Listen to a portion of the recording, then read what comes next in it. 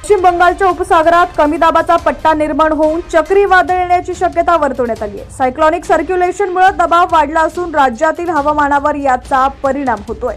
आयएमडीने दिलेल्या माहितीनुसार राज्यात गेल्या काही दिवसांपासून वातावरणात मोठे बदल होताना दिसतायत।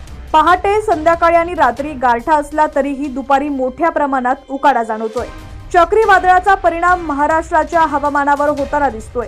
आज 17 नोव्हेंबर रोजी राज्याच्या काही जिल्ह्यांमध्ये मुसळधार ते अतिमुसळधार पाऊस पडण्याची शक्यता हवामान खात्यानं वर्तवलेली आहे।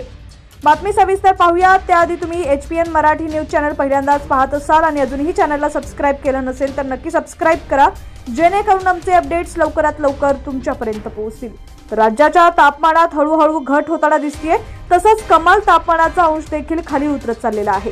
तसंच सिंधुदुर्ग, रत्नागिरी, सातारा आणि सांगली जिल्ह्यात तुरळक ठिकाणी हलक्या आणि मध्यम पावसानं हजेरी लावणार असल्याचं देखील सांगण्यात आलंय। राज्यात आज 17 नोव्हेंबर रोजी ढगाळ वातावरणासह कमाल तापमानात चढ उतार होण्याची शक्यता आहे। किमान तापमानात घट होण्याची शक्यता हवामान विभागानं वर्तवलेली आहे। चक्रीवादळाचा परिणाम म्हणून येत्या 3 ते 4 दिवसात मध्य महाराष्ट्र, कोकण, मराठवाडा, विदर्भ तुरळक ठिकाणी अतिमुसळधार पावसाची शक्यता वर्तवण्यात आलेली आहे।